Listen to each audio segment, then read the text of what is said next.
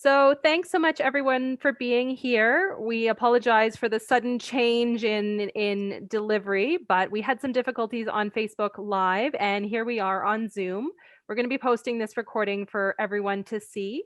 So today we're chatting with Jenny Hayes, and Jenny is somebody that I attended graduate school with in Israel almost a decade ago, and really interesting individual who's been working as a recruiter in the employment industry for the last 10 years or so.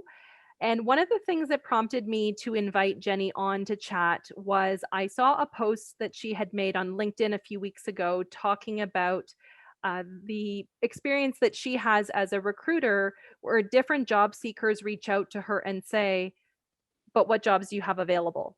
So instead of inquiring about the different functions, fit, organizations, and then Jenny being able to ask, what type of work are you looking for? What are your goals? What is your experience? What are your skill sets? And trying to match, kind of like a matchmaker. People are so focused on the jobs without the context. And so I wanted to bring Jenny on today to talk about what are the skills that we are using or looking for as we're perhaps looking for new jobs because of the COVID-19 pandemic. So those of you in the aquatics industry, we've seen the last year has been very difficult for our industry. A lot of layoffs, a lot of furloughs, a lot of budget reduction, a lot of hour reductions, a lot of secondments to different areas, and some facilities even closing permanently. So I know a lot of you haven't been in the job search for a while and you don't know where to start. It's been years. And Jenny can't speak to every city, every province, every state, but I did want to bring on an expert who does this every day to talk about some basic, where to start, how not to be overwhelmed and kind of start to get that ball rolling. So let's welcome Jenny. And do you want to give us an introduction, kind of who you are, what you do, and I guess I should be saying Jennifer, right? Jennifer is like the No, formal. I'm still Jenny. I'm still Jenny. And a decade ago, wow. Now I feel like we both should feel old. You were Uh, old. yeah, it happened. So yeah, my name is Jenny Hayes. I actually work for a company. It's a worldwide recruiting company. It's called Hayes Recruiting. It is not my company. Confuses everyone.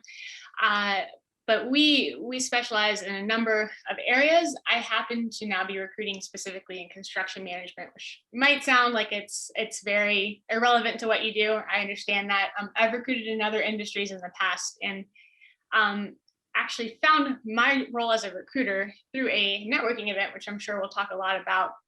A networking event that helps job seekers find employment. And I stayed involved in that over the years and found some others. So a very, maybe not comfortable is probably not the best word, but used to being in organizations that support job seekers. So hopefully I can share a bit from just my experience as a recruiter and also that side as well.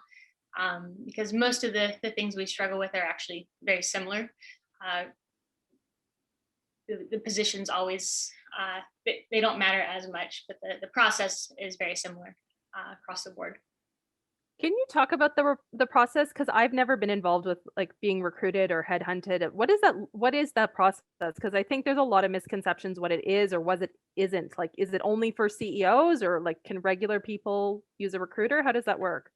Wow. So yeah, so the recruiting industry is very vast. Uh, I would say I think less than 10% of roles are filled via a recruiter. So it's not the main way you find a job. And I always want to put that out to people, particularly in a job search. Your answer is not to go find a recruiter. That might be helpful. That could be a resource. But yeah, we support companies for various reasons. Some companies suddenly have an onslaught of roles and they actually outsource their whole recruitment process. So some recruiters are just involved in that. Some, like myself, are involved in very kind of niche skill sets in niche areas. I recruit construction managers in the Raleigh-Durham area of North Carolina. Some are just they support a company internally. So there's Google recruiters that only work for Google, and there's some that recruit temporary workers, and you have an option to they basically put people on their payroll and send them to companies to work for companies in kind of certain functions. So it's pretty vast. I didn't touch the tip of the iceberg even, but As far as the process, what specific questions do you have about the recruitment process, if you will, or how recruiters like myself work? Well, I think you answered it actually, Jenny, by saying it's only really 10% or a relatively small percent of people that would use a recruiter. So let's say I've been working at a swimming pool for 15 years. I have a very niche skill set. I have a very specific, experience recently. And I've been let go because of just the current economic situation. Where do I even start? Like, is it resume? Is it reaching out to people? Is it, um, taking a break and not jumping into the job search? Like, where should people just kind of start? Sure. So I I became a recruiter because I began reading all these job search books, and those job search books kind of led me down a path. And one of the things I remember right away reading a job search book was something that stuck with me. I think is very true. It's 100 people need to know you're looking for work at all times, and those 100 people don't have to be people that understand what you're doing, or even knew that you were employed in, say, pool management. Your goal is just to talk to people, help them get to know you as a person.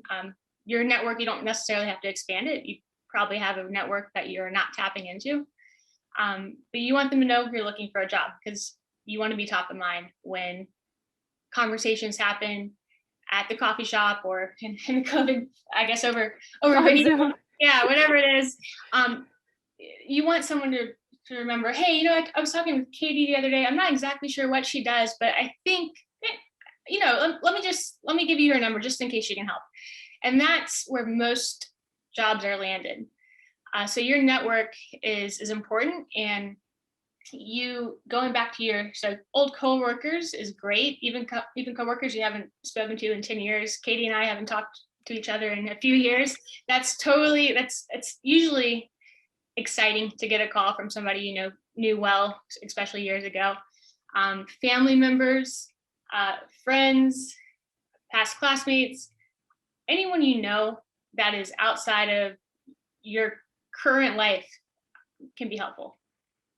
So it's not just, if we're talking about pool people, it's not just other pool people. Like, we can think creatively, like neighbors, hairdressers, babysitters.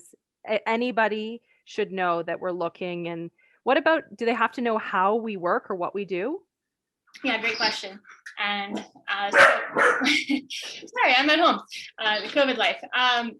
So I used to share this slide of this IT professional trying to describe to somebody what he does, and he uses all these technical words, and in the bubble of the listener, it's like rainbows and unicorns and just what is going on. So it is helpful to be able to talk to somebody outside of your network. Sit down with a 5-year-old and say, you know what, this is what mommy does at work each day. I don't truly know what pool managers do specifically. So if you wanted to tell me, like, I'm a 5-year-old, until I can repeat it back to you in a way that makes sense, that's the level you want to be talking to people at, who are outside of your day-to-day vertical. I would say even my husband, I mean, I've been in the aquatics industry for a long time, and often I still have to explain to him what I do. And it's not that far of a disconnect actually from what you're saying about construction managers, because they're managing a lot of details, they're managing a lot of staff, they're managing a high stakes deliverable, they're managing constantly changing situations, from weather to late supplies to change orders. I mean, a swimming pool is no different. It is a business that has a lot of dynamic factors, and then that's all been leveled up with COVID. So you're mixing people management skills with facility skills with, very niche specific knowledge that has health and safety consequences. So, what would you say, or what would you recommend? So let's say I've been in aquatics and there's just not, aquatics is not my future right now. There's fewer jobs for fewer positions, and it's just the reality of recreation and fitness right now. Let's say I want to make a change, and I've been in one industry for a long time. Is it possible? Is it hopeless? What would you say to someone? Yeah, I think it's absolutely possible. Again, that is going to go back to your network, or the network you create is the fastest way to a different industry. Because it's very hard for me as a recruiter. I'm very specialized. I work with I work with different construction companies, and they want me to find very vanilla construction professionals, really. Yeah. But if if Joe, the construction manager, reaches out to me and gives me a job, and I try to help him try to fill it, it's not unusual for me to call Joe back a few days later and say, "Hey, Joe, still me have that need? Oh, no. I hired Jill. She's my neighbor. She's great. Okay, what kind of construction experience does she have? Oh, she doesn't, but she's done these things at the pool. It's really, really similar. I didn't know that, you know? So Yeah. that's the kind of stuff that happens organically and not by applying to jobs online. No, do that, sure. But you're gonna be one of 100 instead of one of a few. So I was thinking about what you said with fit and how, like, if I'm looking at a wide open set of industries or jobs, how can I look at my previous experience or like my personal passions and have that guide me? Like, where should I look? Do you have any thoughts on that? Yeah. I think just looking back on, what were your favorite jobs, and not just what were they, but why were they your favorite jobs? And I when I ask people this, sometimes it's very simple things. Sometimes, like, oh well, it was really close. The job's so close to my house. The commute was great. Well, that wasn't really your favorite job. You just like being close to your Yeah. house, right? So just start looking closer to your house for opportunities. Or, well, the company was really small. It was family oriented. Um, so you're not really again looking for a certain kind of day to day. You're looking for a family feel. So I think being able to pinpoint what you liked about past experiences and building from there is important. Same thing. Sometimes, many times, people will share job duties, and that's again another takeaway. So being able to look back at your career and say, hey, this is what I like, or what was my least favorite job? Why was that my least favorite job? Mhm. And kind of build from there. Well, and I think I was sharing with you on the phone earlier, I'm working on a project right now that has not been very successful. And I'm already starting to think, you know, analyzing it, like you said, because sometimes we learn even more from something that's not a positive experience, or we have constructive takeaways that can guide us away from making the same mistake again. So when you're saying about job duties, how do we balance? Is the job duty or the job position, the job title or the organization, is that just as important as like how much we enjoy the work or the people, or how do you balance that when somebody's evaluating jobs? So how do you bring all those factors together? And I guess my question I'm asking is is the position the most important thing, like the title and the duties, or is the whole package of a position, an organization, the commute, all of that, or is that fluff? I think I personally, as a recruiter, a lot of the reasons people turn down jobs is the fluff, right? Right. So, or a lot of reasons people change jobs is the fluff. Um, your job is an aspect of your life, and if it's a big aspect, well, maybe you'll do anything to do exactly the duties you want to do, right? You'll travel the world, not in a good way. You'll go to the worst parts of the world to do those exact things, and other people, like, it's just a very small part of their life, and it has to fit. And I don't expect, when I meet someone, I don't know what their position is, um, regarding like how they feel about work life balance, etc., and what their expectations are. So I think it's all personal. I guess that's the short of it. That was a very long-winded answer. No, that's fine. My question wasn't very well formulated. I mean, it's hard because in the aquatics industry, if I can speak to it in Canada, I don't, it's different in every location, obviously, but in many locations, the people who are running municipal, like public commercial swimming pools, they're often overworked, underpaid, but they're extremely passionate about the work, water safety, drowning prevention, giving back to the community, mentoring youth. And so there's a tendency, it's funny, as you were saying that, I was writing down small part of their life, question mark, because most aquatic professionals I know, they're giving gobs and gobs and gobs of their time to the facility, to their staff, to the job. And it's not always a safe balance. And so these situations where maybe they've been let go through no fault of their own, through no performance issues, but simply the economy is a real blow to what they've tried to build it as an organization. And we have a sense of ownership that we're not necessarily entitled to because we're simply part of middle management or we're part of a bigger system. So I think it can be extra shocking for people who are now searching for a job, or maybe they're keeping their options open, to realize that they're not as valued as they feel, right? That they were just kind of let go, and you know, maybe they haven't done professional development, or maybe they haven't learned new skills, and starting a job search seems really scary. Yeah. No, it can definitely, it is overwhelming. It's not sometimes, it's always overwhelming at some point. It's change, and particularly if you've been in the same kind of position or the exact same position for 30 years, uh, it's a blow, and it's okay to feel that. What I wouldn't recommend is just keeping it all inside, though. That sounds very spiritual, but really talking it out with people and letting them know that you are looking. Like, people want to help, not everyone, but some Mhm. people want to help, and the ones that do, are one of them's going to be a lifeline.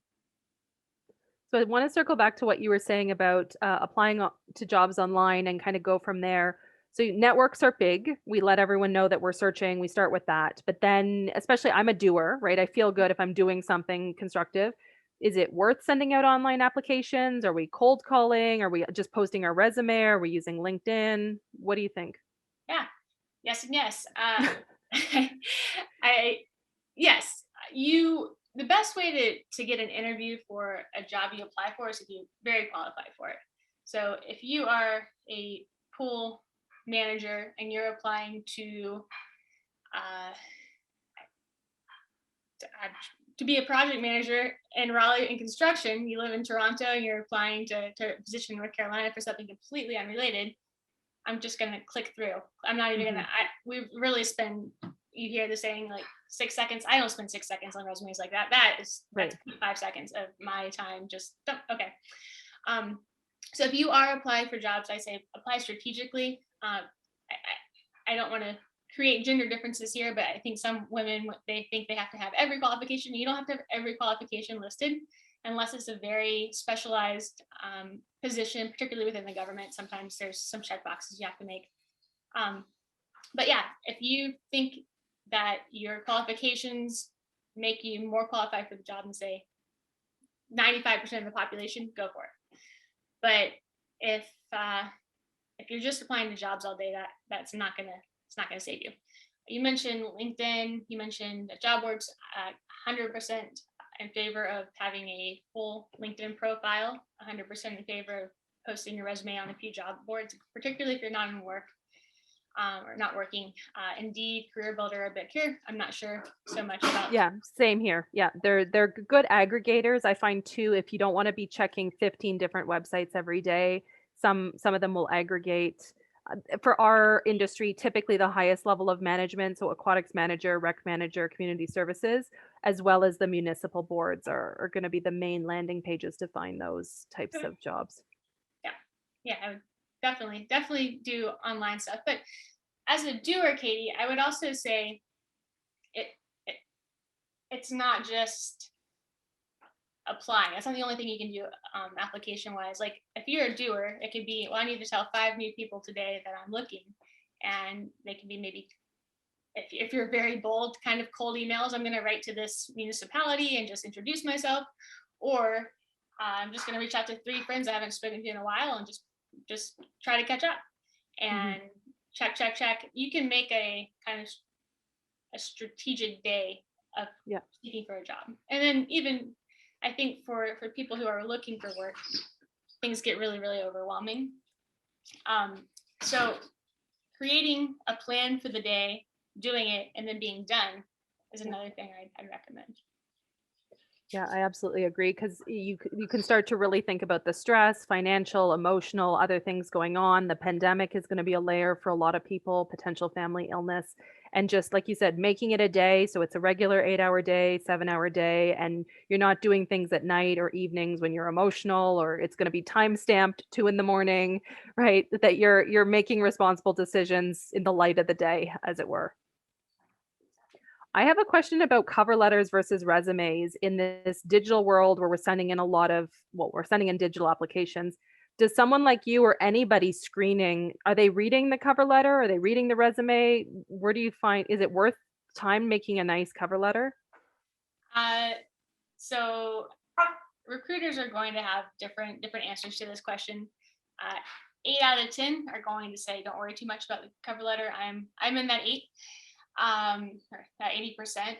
There are hiring managers, there are recruiters that read them. I would not spend the bulk of your time writing. Like that was me. That was me before I was a recruiter. I would spend, oh, I really need to work on my cover letter. 4 hours Yeah. later, I was sending it to my mom to get it, get the grammar right. And That's don't do all that. There's better use of your time. But yes, I think it's somewhat important. I would keep it short, and also know that it probably won't be read. okay. It could be read. Yeah, but that we can't count on it being read. It shouldn't be like a 1 2 step program. It should be, everything should be on the resume that needs to be there, and then maybe some extra stories or relevant to the organization. If you have time, is going into a slightly customized, not a huge amount of time cover letter. Yeah, I would go with that. What about what's the latest on resumes? Because I know some people, I've seen resumes myself when I was hiring that were 6 pages, including the high school science award. And then I've seen other people that it's 1 page, and I don't know how, obviously I can't know how old they are as a protected right, but getting a sense of experience from 1 page is, it's, have they worked for 15 years or 2 years? I can't tell. Right. So resumes, I think in the digital world have changed. So the one pager, it's going to vary by region. So again, I don't know exactly where you're sitting, what the variance will be. I can tell you from I recruited in DC for a while. From DC to Chicago, DC resumes in general were slightly longer. But what I will say is 1 page is mostly out. And Okay. that's because you are better off having a searchable resume with your relevant experience than just trying to condense it to fit to 1 page at this point. So I would say don't worry too much about that. Keep it chronological. Functional resumes are really hard for recruiters to read, and really for hiring managers to read. They sound great. There's a lot of books about them. I don't think they're people who are really down in the trenches writing those books though. Yeah. And keywords are really, really important. So we can go into that more if you want, but that's, I guess, the short of it. Oh, Yeah. one more thing. Don't go back 30 or 40 years, even if you have 30 or 40 years of experience, because while age is a projected class, not everyone follows our laws. So they will have biases potentially. So I would say it's safe to go back. In this case, maybe to 2000. I think you're good between 2000 2010. Your last 10 years are really what matters. Well, and I think to your point about the 1 page resume is out in the aquatics industry, we have so many different names for the same position. So at one facility where I oversaw the complete facility, I was an aquatic coordinator. And at another municipality of comparable size, same role, same function, same duties, I was an aquatic supervisor. Other places, it's aquatic manager, aquatic director. And so, really, without a couple of bullet points of duties or key projects that I've worked on or key initiatives, it would be really hard for an unbiased third party HR member to get a sense of, well, was she a shift supervisor, 20 hours a week, or did she have command of a $2 million budget, right? So I think that's another piece when people think about the 1 pager, it really doesn't highlight your actual experience or skills. Yeah, no, I think that's well said, and good points on the kind of the coordinator versus a manager versus a supervisor, because I've seen that in different industries as well. In fact, I just got off the phone before we jumped on here with someone interviewing to be a project coordinator, and she's like, "Well, what does that even mean? And I thought it meant this, but it means this," and I'm like, "Yeah, it means different things, different places." So when you are doing a resume, if you can include a little bit about the organization that you work with, maybe the number of employees, the budget, maybe in your case, like the square footage, just little tidbits before you list your duties even is helpful to hiring managers and recruiters. Yeah, and that's going to be a big one for our aquatics people because if you're working in a town of 2,500 with a relatively small pool versus if you're working at a large municipality where you're overseeing 7 seasonal facilities or you're overseeing 400 staff, I mean, that's a huge difference in scale. That doesn't mean you can't shift to a different type of position depending on your goals. But yes, to Jenny's point, for someone who's objectively looking at hiring someone with experience, they're different experience levels that may or may not work with what they're looking for. A couple other questions related to the resume. So we're putting maybe 10 years, max 20 years of experience. Are we putting education and references? What other areas should they include on those resumes? Well, I will say put what is asked for. If the company asks you to put your references, sure, go ahead. But in general, your references are for later.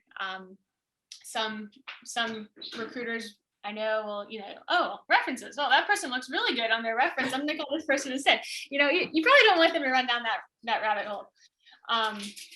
But as far as other things, education, yes, I would say even irrelevant, what you would call irrelevant education. So in my case, I have Katie and I know each other from Hebrew University. It's probably not relevant to what I'm doing anyway, but it does show kind of, okay, this person's able to finish things or whatever is translated. So I think education is important.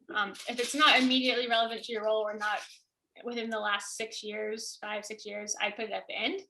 If you are a recent college grad or have just gotten another degree, I'd put it at the top. Well, and for aquatics professionals, it's going to depend on their organization, but many sponsoring organizations will be municipalities, government, colleges, universities, and they're going to have organizational alignment. I know one organization I worked with, we did go through a Hays group alignment of our roles across the organization. And so the education can be fairly or not a salary and job alignment management piece. And so you don't want to omit that. Same as you, Jenny. My master's in religious studies not directly relevant, but with one project I was working on recently, the client commented, like, your writing is really polished, ? And then I wrote back and said, actually, I have a master's degree, but most days it's not relevant to pool facility assessment, right? Like but it is a skill, right? That I've spent time writing, as have you, and researching. Where do you fall, Jenny, on the situation? So let's say I've been let go, my unemployment benefits are running out. Do I take any job that I'm capable of? Am I looking at my career goals? Like, do people take in between jobs because they have to, or is that going to waylay kind of my career and my profession maybe? Yeah, there are going to be different perspectives on this. I'm of the belief that take a job and there's no harm done to. You don't have to put every job you ever had on your resume unless it's for, like, in our case, the FBI. They might want to check what I did at Kohl's when I was looking for another job and I was working stocking shelves at Kohl's 10 years ago, right? But that's, and again, the woman I just got off the phone with, she was like, well, I didn't put that I'm a personal trainer on my resume. Do you think that's going to come out? Like, no, you don't have to do that. It's not, it's like, as she mentioned, it's not really relevant to what I'm interviewing for. I'm like, no, that's completely fine. And sometimes, it can be a distraction on the resume if it's recent, especially.